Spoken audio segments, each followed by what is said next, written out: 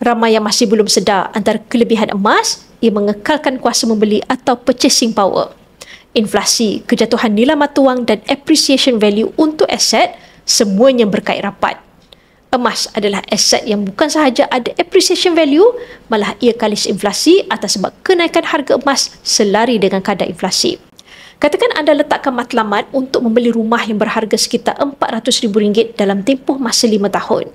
Kebiasaannya, deposit untuk rumah pertama ialah 10% dari harga rumah tersebut. Jadi anda perlukan sekitar RM40,000.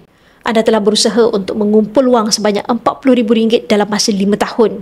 Dan bila tiba masanya untuk membeli rumah tersebut, besar kemungkinan harga rumah tersebut sudah meningkat kerana rumah adalah aset yang ada appreciation value. Jadi RM40,000 yang dikumpul sudah tidak mencukupi untuk membayar deposit rumah tersebut. Berbeza dengan emas.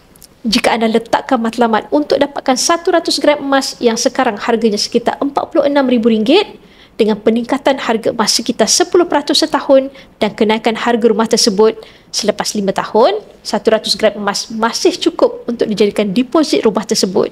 Bagi yang berminat untuk menukarkan sebahagian simpanan anda ke dalam bentuk emas fizikal, anda boleh rujuk pin video saya untuk 5 langkah daftar akaun public gold dan saya akan bimbing anda dalam cara dan langkah-langkah simpanan emas yang terbaik untuk anda.